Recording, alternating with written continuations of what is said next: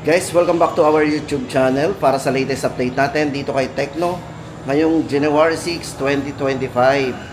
Guys, ito tamang-tama yung update natin sa inyo kasi dito kay Tecno meron sila ditong bagong release Phantom B, yung Flip 2. And guys, itong hawak natin, ito yung kanilang Phantom B Flip. Ito po yung discounted na from 29,999. Ngayon po ay ano na lang to, 19,999.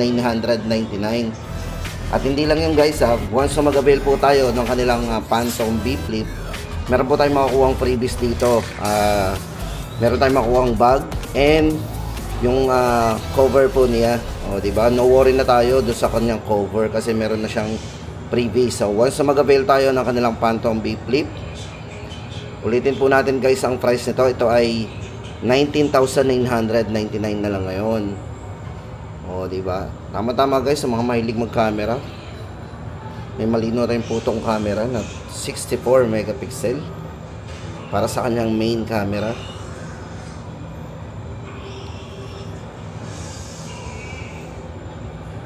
O, ayan guys, kung gusto natin ng discounted, ito na yung kanilang Phantom B Flip, 19,999. Tapos guys, ito na yung bagong release nila. Meron po silang bagong labas ngayon. Ito yung kanilang Phantom B Flip 2. Ito, check muna natin ang design nito. Yan, ito guys is ito yung kanyang trendy and compact design. Yan, pagdating po sa kanyang screen guys, pag ito yung naka-open o naka-unfold, yan, ang size po nito is naka 6.9 para sa kanyang ultra flat design. Yan, ito yung kanyang flagship main screen. Yan. Tapos guys, ito naka 120 Hz na rin po yung refresh rate ng screen to. Yan, naka 120 Hz refresh rate, so very smooth yan. At pagdating sa charging guys, napakabilis na po nitong mag-charge kasi ito ay merong 70 watts para sa kanyang ultra charge. Then sa battery, meron siyang super battery, 4,720 mAh battery. At ito guys naman, pag naka-fold naman ito, yan, bali ang size ng screen naman ito is 3.64 inches. Yan. O, meron na rin tayo dito mga shortcut. So pwede na po natin gamitin itong si Flip 2 kahit naka-fold. So pwede na tayo mag-take ng photos dito kahit naka-fold, mag-record ng video. So, meron po siyang multifunctional external screen.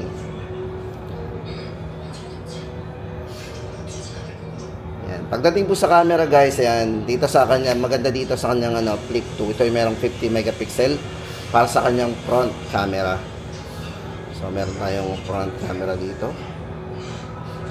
So, yan. Check natin. 50 MP front camera.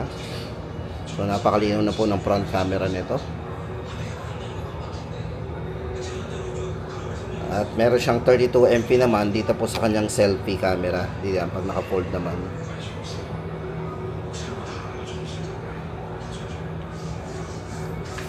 Ito guys, para sa latest price update natin dito. Pero magkano nga to?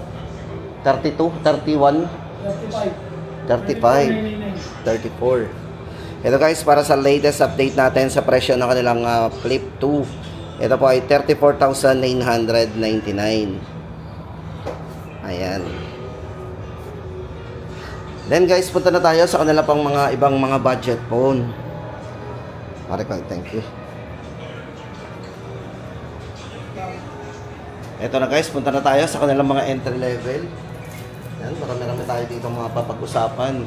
O ito guys, sa mga naghahanap ng mga entry level dito kay Tecno, ito po yung kanilang Spark Go 2024. Namimiss pa po natin ang kanilang Spark Go 2024. Kung mas bet pa rin po natin ang design nito. Ito guys, para po sa presyo ng kanilang available stock dito. Yan, dito sa SM City Lipa, ito po yung kanilang Spark Go 2024. Ang variant po nito ay naka 128 gig. Ito po para po sa latest update natin sa presyo nito, 3,899. Naka-bundle kasi din yung Alin? Ito? Hindi, wala na. Ito, original price to, no? Yan. Ayan. Yan. Guys, ito, baka nami-miss pa natin. Ito, para po sa latest update natin sa kanilang Spark Go 2024. Yan. 3,899 ang 128 gig. Ito guys, bigyan ko kayo ng specs and parameters po ng kanilang Spark Go 2024. Baka nakakalimot po tayo sa ating mga specs dito. Ito po ay merong 6.6 na size ng screen. Smooth screen po to kasi ito ay naka 90 Hz refresh rate na rin. Yan, 5,000 mAh battery at naka Type-C na rin po yan. Dual speaker, yan. At kung camera naman, meron na po itong dual flash selfie na meron siyang 8 megapixel. Yan. Para po sa ating latest update, 3,899 Spark Go 2024. Then guys, next natin ipapakita sa inyo yung kanilang pinakahuli pong lumabas sa kanila pagdating sa entry level, yung kanilang Spark Go 1. Ito guys, sa kanilang Spark Go 1 may tatlong variants po yan. Ito muna guys, so pakita ko muna sa inyo yung design nito. Ito po yung kulay white. Yan, side fingerprint na rin po yan. Then ito naman po yung kanilang color black. Para po sa presyo guys, ng tatlong variants ng kanilang Spark Go 1, meron po tayong variant dito na 6GB RAM 64. Presyo po nito guys is 3,499. At kung mas mataas naman ng RAM, meron din siyang 8GB RAM 64GB ay 3,699. And 4,199 naman kung 128 naman pong variant ang ating pipiliin. Ito guys, para sa kanyang mga specs and parameters, para may idea tayo sa nilalaman po ng kanilang Spark Go 1. Ito para po sa size ng screen, ito yung naka 6.7 inches. 120Hz na po, medyo mataas po yung refresh rate ng screen. At meron po siyang yung 4 years plus para sa long free po yan, guarantee. So lag free. So ibig sabihin ito yung fluency niya. Yan, hindi magbabago basta-basta yung performance nito kahit papaano. Then pagdating sa kanyang network, ito po ay merong 4.5 fast network. Yan, naka 4.5. Then pwede po siyang gawing remote control kasi ito po ay naka infrared remote control. At pagdating sa speakers, naka dual speakers na rin. Yan, camera 13 megapixel. O yan guys, ulitin po natin ang presyo ng kanilang Spark Go 1. 3,499 sa 64GB na mayroong RAM na 6GB RAM. Then meron tayong 8GB RAM na 64 din, 3,699. And 4,199 sa kanyang 8GB RAM 128. Yan. Tapos guys, ito bago lang din po to sa kanila. Ito yung kanilang Spark 30C. Pagdating po sa entry level, talagang marami tayong pagpipilian dito kay Tecno. Kasi dito po meron sila ditong Tecno Spark. Ito, meron po sila ditong Tecno Spark 30C. Ito, guys, ito may tatlong variants din ng kanilang Tecno Spark 30C. Para po sa design guys, ito pakita ko muna sa inyo yung design.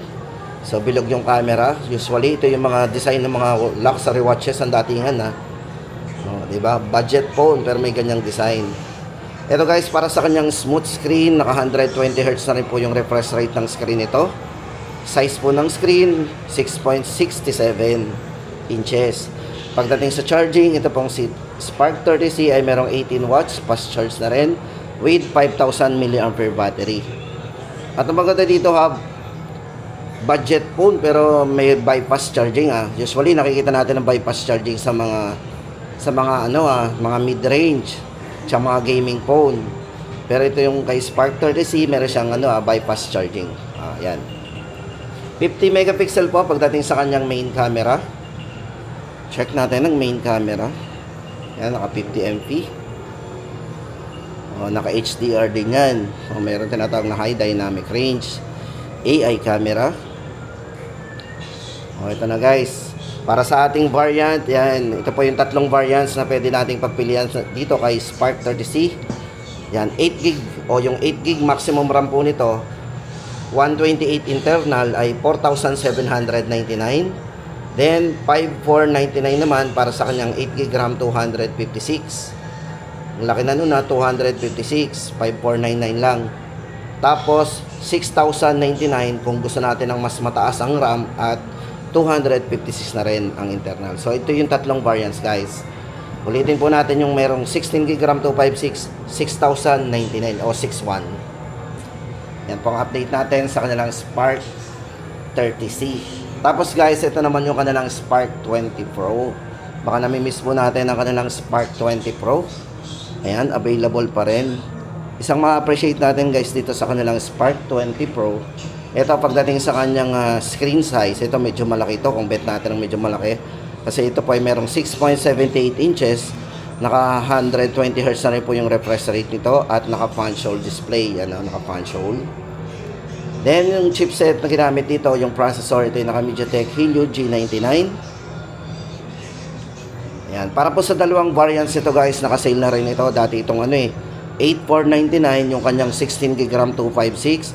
Ngayon po ay 6,499 o 6,499. Then yung kanyang 899 na dating presyuhan, yun po yung 21GB maximum RAM 256. Ngayon po ay 6,999.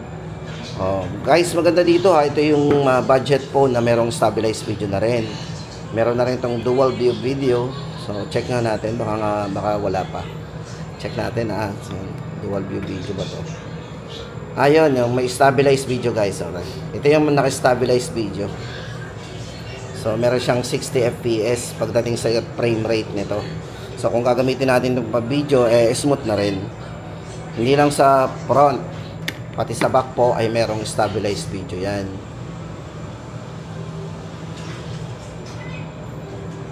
Ito, check natin. 1080, naka 60 frame din. Pwede rin pong pang back at front ang kanyang video resolution.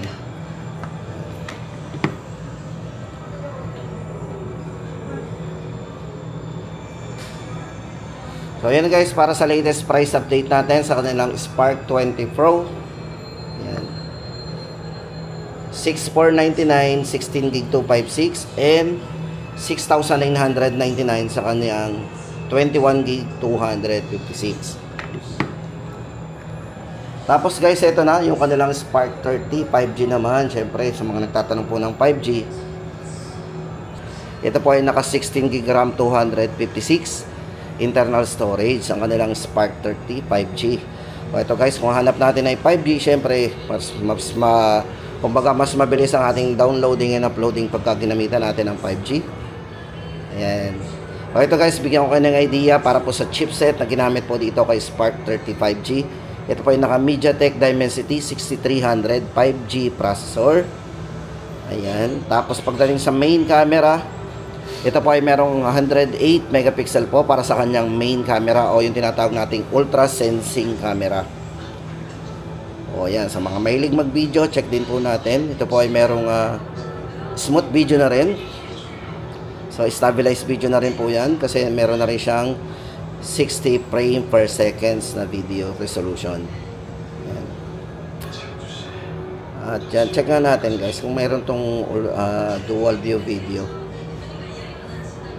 Yun, meron guys. Meron na rin itong dual view video. Halagang 7,999. Naka dual view video. Tapos check na natin. Meron dang split. Or pwedeng ganyan. Diba? Habang piniplay natin yan, sinuswitch yung screen. Meron na rin. Ito guys, para sa latest update natin dito kay Spark 30 5G. Ito po ay 7,999. 16GB RAM 256. Tapos guys, ito punta naman tayo sa kanilang yung kanilang mga common series. Ito po yung kanilang bagong release ngayon. Ito yung kanilang Common 30. Common 30S. O ito guys, naglabas po si Tecno ng naka-edge. Yan.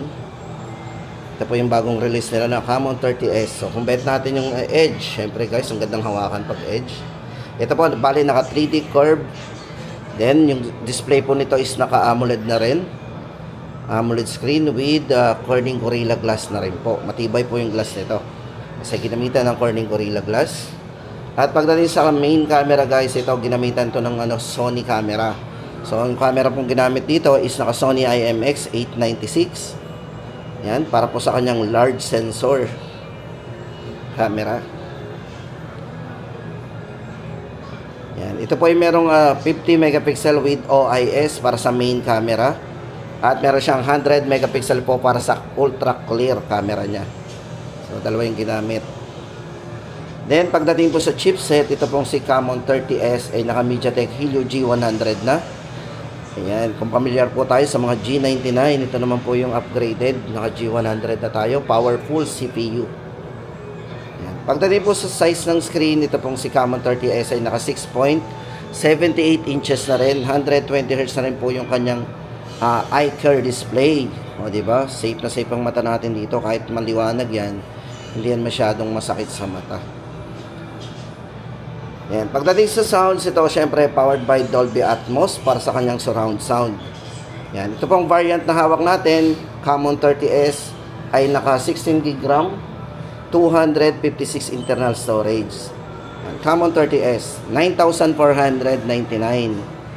O, diba? Na-expect natin na mas mahal, pero dahil mga naka-curve yan, pero mura, 9,499 lang. O, diba? Tapos ito naman guys, ang update natin sa kanilang Camon 30 series na. Ito pa rin, Camon 30 series pa rin. For Camon 30 5G guys, ito na yung design. Check muna natin yung design nito. Yan. Dito guys, kay Camon 30 5G, may dalawang variant. Isa pong 256GB at ang isa po ay 512GB. Yan. Para po sa mga specs and parameters guys, nitong si Camon 30 5G. Syempre guys, ito ay ginamitan ng AI imaging system para sa kanyang camera. O, di ba? Unang-una po dito yung kanyang camera. So, may maliwanag na camera yan. Then guys, ito pagdating sa megapixel po ng camera na to, ito yung naka 50 megapixel with optical image stabilization din. 100 megapixel naman po para sa kanyang ultra clear mode camera. At meron din po siyang front camera, yung eye tracking. So ayan. So meron po siyang 50 megapixel eye tracking selfie camera. No, hindi na natin itap yung screen kasi automatic natatrack na yung ating Then pagdating sa charging guys, ang kanilang Camon 30 5G ay merong 70 watts ultra charge with 5,000 mAh battery with bypass charging din. So bypass charging guys, pwede natin magamit yung phone natin kahit tayo naka-charge. Safe yung phone natin kasi nga po, may bypass charging siya. Yan. Pagdating sa chipset, guys, ito yung naka MediaTek Dimensity 7020 5G CPU ang ginamit. At IP54 na rin para sa dust and water resistance. So, mga splash ng tubig, safe tayo. Yan. Sound by Dolby Atmos para sa kanyang surround sound. Yan, para po sa dalawang variants nito guys, ito na. 16GB RAM 256, 11,999 and 16GB RAM 512. Kung mas malaki naman, 13,999. Camon 30 5G. Vlog like a pro guys. Yan, pwede pang vlog to. Tapos yung kanilang Camon 30 Pro 5G naman. Ito guys, ang kanilang Camon 30 Pro 5G. So, dami phone lang guys ang may papakita ko sa inyo. Yung design na lang po, check natin. Ayan. Para dito guys, kay Camon 30 Pro 5G yan. Ito po ay merong variant na 24GB maximum RAM. 256 naman po internal storage. Ito po guys ay merong 50 megapixel po. Ayan, triple megapixel po na 50. Ginamitan po ito ng para sa main camera po nito, ito ginamitan ng 50 megapixel na Sony IMX890 with optical image stabilization din. Meron siyang ultra wide angle para sa rear. And meron siyang eye tracking din, 50 megapixel din. O, di ba? Para sa kanyang autofocus. Then sa charging, itong si Camon 30 Pro 5G ay naka 70 watts ultra charge na with 5,000 mAh battery. Then chipset, MediaTek Dimensity A200 para sa kanyang ultimate 5G processor. O, di ba? At ang maganda po sa kanya guys, ito meron siyang next generation pagdating sa kanyang refresh rate ng screen kasi ito ay naka 144Hz AMOLED screen refresh rate. Ayan. Para po sa latest update natin kay Camon 30 5G, Camon 30 Pro 5G, 15,999. Then meron din po sila dito guys na Camon, yan, Camon 30 Premier 5G. So same naman po yung design nito guys. Ito, ang difference nga lang po, ang ating Camon 30 Premier 5G guys ay merong malaking internal storage. Ito po ay merong 24GB maximum RAM at 512GB internal storage. At ito po yung ginamitan ng zoom. So may mataas po 60 times zoom. Itong si Camon 30 Premier 5G. Yun naman po yung difference nandun sa isa. Yan. Pagdating po sa mga specs guys, same naman. Naka MediaTek Dimensity A200 5G processor Ultimate. At naka 144Hz din AMOLED screen. Yan. Camon 30 Premier 5G 23,999. At yan guys ang ating latest update. Dito kay Tecno ngayong January 6, 2025.